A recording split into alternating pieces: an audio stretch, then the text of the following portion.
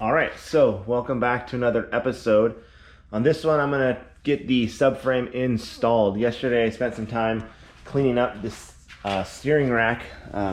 Finished this in a nice black satin, and this is more of a gray color rather than silver, and I think it turned out great. So I'm very happy with that. It's a very durable coating.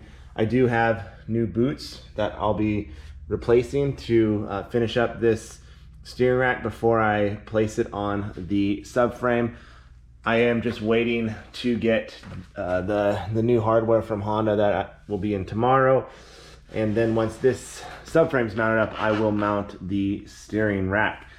I have the new bolts laid out where they go in the correct position, as well as the BLOX rigid collar kit. These are labeled differently, each one, EG1, EG2, EG3, E4, and 5, and they go in specific spaces and places on that subframe. So there is directions on BLOX's website that I'm going to refer to when doing this.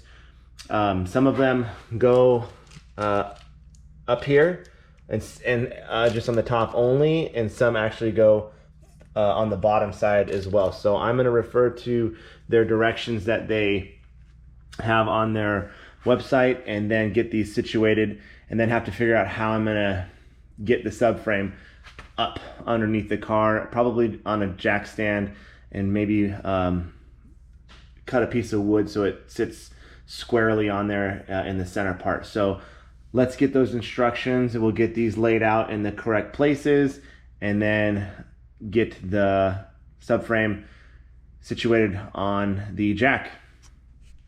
Okay, so I have the collars placed where they need to go. A little bit of a snag though. The last one requires it to go in between the flange bolt coming up from the bottom here. And on this bottom opening here, it's a little off-centered. A bolt would fit through it, but when you add the collar, the collar doesn't want to go all the way in to sit flush. So I'm gonna have to take a file and just open that area and remove some material there, just so this collar can get in there, because right now it doesn't want to sit flush to the bottom of the subframe. So I'm going to flip this over and grab a file and just open that up a hair so this can fit in there, and then we'll be good to go. A little closer look at that, you can see just how the bottom piece of metal here where it attaches is just off-centered enough that that collar can't make its way through there. So hopefully a file should be able to open that up.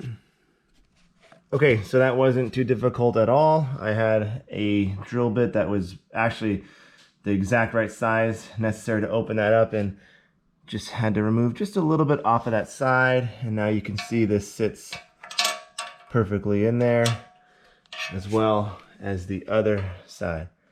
So get back to getting this going, get this on the jack stand and get it in place, and hopefully we can get it mounted. All right, so I got the subframe mounted on top of my jack here, as well as a piece of plywood that's zip tied so it is secure. This isn't going anywhere. The subframe is a little front heavy, so it does have a tendency to want to rotate, but it's securely placed on this lip here on both sides. Let's run through the collars and where you need to place them. So this front one is EG1, and that goes with the label down. This next one here is EG2. It just sits on top of this hole here, and this part of the collar will go into the body.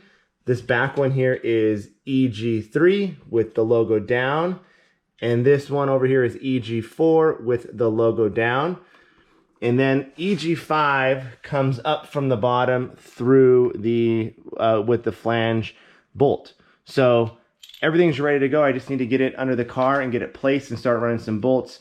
But before I do that, I believe I mentioned this in my last video. This subframe is out of my buddy Mike's Integra.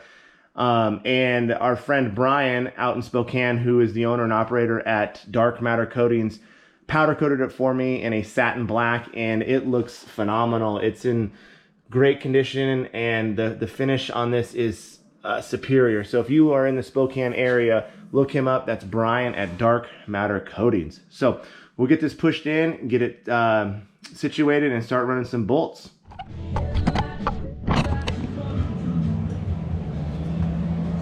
Okay, so these are all 66 foot-pounds. So let's start. And I actually put in all of the bolts, even the compliant bushing ones, because I wanted to make sure they would line up. So these are aluminum.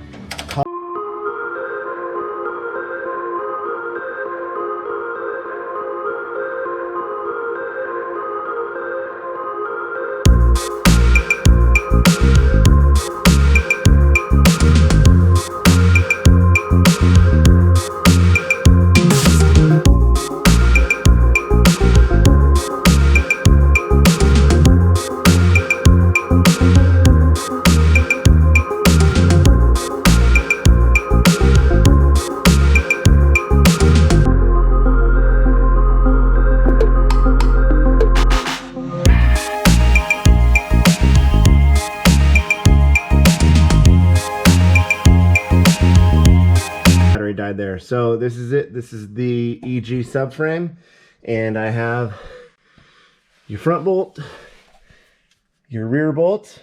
This is part of the compliance bushing, and so are these two. I did torque these all down just to make sure everything lined up and it was square, and so now I'll pull these two out when I install the compliance bushing and the suspension. But this has been torqued to 66, and like I was saying before the battery died, BLOX says to retorque them after 500 miles or so. So that is in. Now we need to, I'm going to decide if I want to put the suspension back on now. I think I might just leave it out until we get the motor in, since we're going to try to go under the car. So let's figure out what's next. All right, so here is the EG steering rack. I refinished it with a satin black here on the shaft, and then for this part here I used the Krylon Fusion all-in-one in a gloss smoke gray. I think it actually turned out really nice. Again, the other option would have been like a silver aluminum color, but I think that might have been too bright, so I think this is going to mesh well with the motor mounts in the gunmetal color that those are. So I installed new boots on both sides. I have the Energy Tech bracket here. This again allows you to run a manual rack on a power steering subframe. And then I also have the FCS billet aluminum bushings. So I'm going to install this, and we're going to get this onto that rack so we can keep pushing forward and making progress. Okay, so we got the rack situated in here. We got the rubber pieces and all these protective covers and grommets that protect this and seal off the engine compartment from the firewall and into the cockpit. So that's all there. Now we just need to get the FCS bushings in there, and we can then install this. I got new OEM hardware for this as well. Nothing beats some new hardware. So I'm going to get this situated and get these bolted in, and then I'll check in. All right, so that steering rack is mounted. Looks great. My only beef is that I feel like the raw aluminum clashes with the cement gray color that I painted here. Probably should have went with the anodized black one, but really hard to see once the engine's in there. And again, this isn't a show car, so if it truly does bother me, I'll end up just replacing it with a black one. But for now, we're going to leave it. The bolts are torqued down, they're ready to go. I do have to remove this charcoal canister and figure out what I'm going to do to vent the gas tank, since this is more emissions based and not totally necessary for this application. So I'll figure that out. Plus that'll just give me some more room once the motor's installed back there. So I'm going to wrap this one up. This one's done, and now I'm going to start moving on to prepping the motor to get that installed. So I appreciate you watching, and thanks for joining me. Enjoy the day, and I'll see you on the next one.